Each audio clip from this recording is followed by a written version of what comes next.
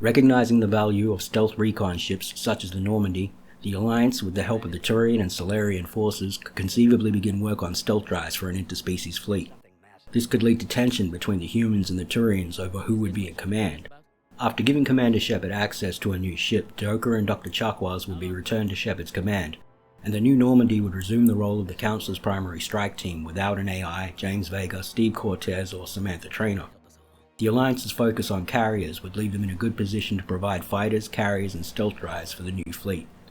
Earth's defenses would be strengthened with planetary defense cannons and ground-to-space weapons, as with the Moon and Mars outposts, attempting to create a fortress solar system and reinforcing the larger colonies.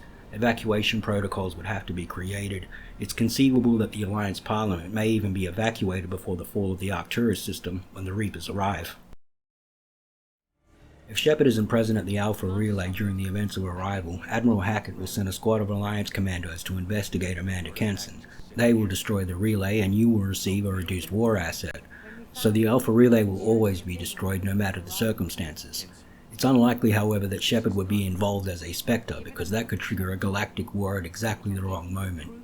This is the last chance to throw what they have at the Crucible, with the exact location of the Reaper's whereabouts unknown.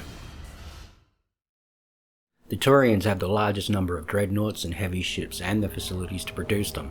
Their alliance with the Volus gives them the perfect opportunity to fund and expand their heavy shipbuilding capabilities to complement the Alliance's focus on carriers and fighters for the interspecies fleets.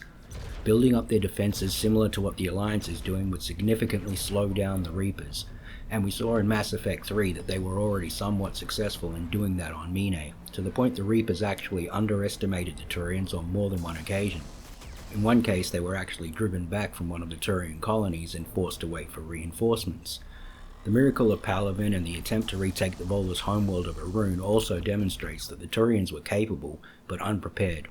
With 3 years of preparation, the Reapers would encounter strong resistance on Palaven. What this means for Primarch Victus and Primarch Fedorian, though, I'm not exactly sure. It's possible that they may not wind up swapping positions at all. For the purposes of this scenario, though, I'm going to assume that Primarch Fedorian was shot down trying to leave Palaven to attend the multi-species summit. As we've already talked about with Rex, the Krogan under Rex's leadership have secured an amount of freedom to rearm themselves, but Rex, in my opinion, would still try to hold the galaxy hostage to cure the genophage after learning about Malin's research, and the Council might have no choice but to comply, or risk losing a well-armed ally that could be harvested and turned against them. Or worse yet, might wait it out to strike when the war is over. Player agency would determine their overall fate. The Blood Pack would fall under Rex's command after the cure was distributed or not, giving the Krogan access to the Vorcha breeding grounds on Heshtok, and a guerrilla campaign led by the remaining Krogan there is a possibility. The Solarians would start throwing themselves at a way to resolve the unsolvable question of how to beat the Reapers. Interspecies cooperation on the remains of Sovereign would yield rapid advances in armor, shielding, drive cores, and firepower. It's likely they would have sped up the uplift process for the Yarg, who were just as intelligent as they are and would have quickly adapted to the situation.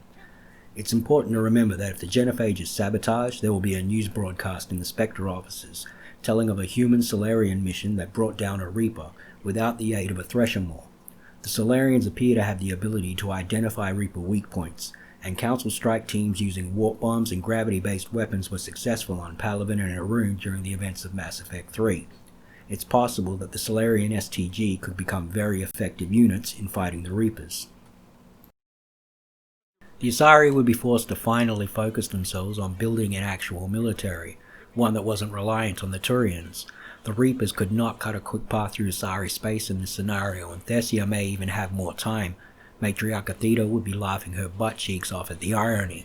It would be unlikely that they would reveal the beacon on Thessia unless absolutely desperate, or until it was revealed by the Shadow Broker. More on that part later. The Asari contribution to research and engineering would be invaluable in building and expanding on the Crucible's design, and they would probably look to oversee the project themselves. With the Reaper threat taken seriously, it's possible the Solarians and the Alliance would reveal the Batarians had the Leviathan of Dis all along, and the Batarians' fate would be sealed. Judged to be at a huge risk of indoctrination, they would be left to the Reapers for the sake of the galaxy. The Geth would be the real threat to prioritize and confront ahead of a divisive war with Kashan that could trigger an all-out war with the Terminus systems. The Leviathans themselves would have been investigated much sooner, Possibly noticing that this may be their best chance to defeat their ancient foes, it's believable that they could be recruited to fight the Reapers, if not convinced that they were too exposed to remain hidden. The Quarians for their part could have been armed by the Council, who intend to let them attack the Geth on the grounds that the Geth are Reaper allies, but I admit that could be debatable.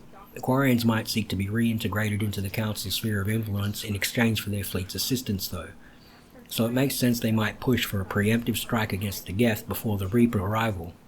Railzora's technology became available shortly after the events of arrival, so it's believable a prepared fleet could strike quite quickly after the Alpha Relay incident. In that scenario, Quarian ships are greatly improved and receive the support of the Council fleets. The Geth would not have had time to put themselves into the space station orbiting Rannoch, making them less vulnerable to Quarian attacks, and as discussed previously, the assumption would be that all Geth were on the Reaper's side, leading to their utter destruction. The heretic Geth virus would go undetected without Legion's assistance during the suicide mission, and so the Geth would be significantly stronger and very much on the Reaper's side when the flotilla arrives in the Perseus Vale. With Reaper code, they are capable of inflicting huge losses, but with the element of surprise and the overwhelming force of the combined Council fleets, they would quickly be overcome, exposing the Reaper on Rannoch and allowing for the first real test of strength against a Reaper destroyer, also allowing time to test the handheld precision guidance system alongside it. The Shadow Broker, without Shepard and Liara's interference, using the same resources that Liara would have used, should discover the cipher key and decrypt enough Prothean data to learn about Mars and Thessia without the Elusive Man's interference, and months ahead of what Liara could. The Crucible plan will be discovered and the Asari beacon on Thessia exposed. The technology that Victory, Vigil, and Vendetta used to identify indoctrinated agents on Ilos, Eden Prime, and Thessia should likely be in the data, reducing infiltration to a minimum. Construction of the Crucible could begin shortly after the Alpha Relay incident. Cerberus would be left to confront the Collector threat on its own, giving them legitimacy in the eyes of many humans. As many suicide missions through the Omega-4 relay as needed would have led to the deaths of numerous human, alien, Cerberus squads and AIs, including the cast of Mass Effect 2, minus Joker and Dr. Chakwas.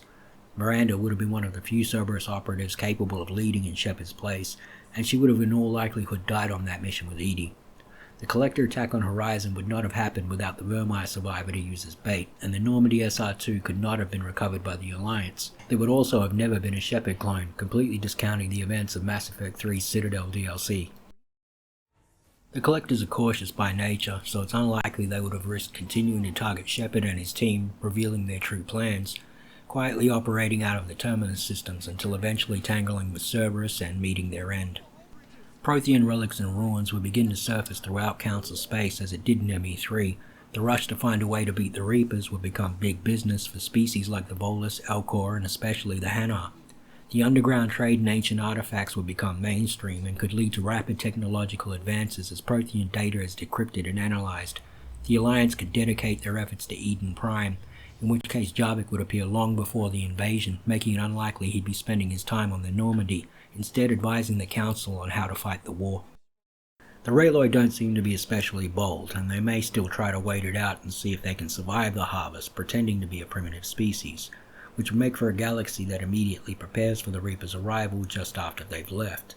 There's no reason to assume that the Rachni's role would be any different either, and player agency would rule the day.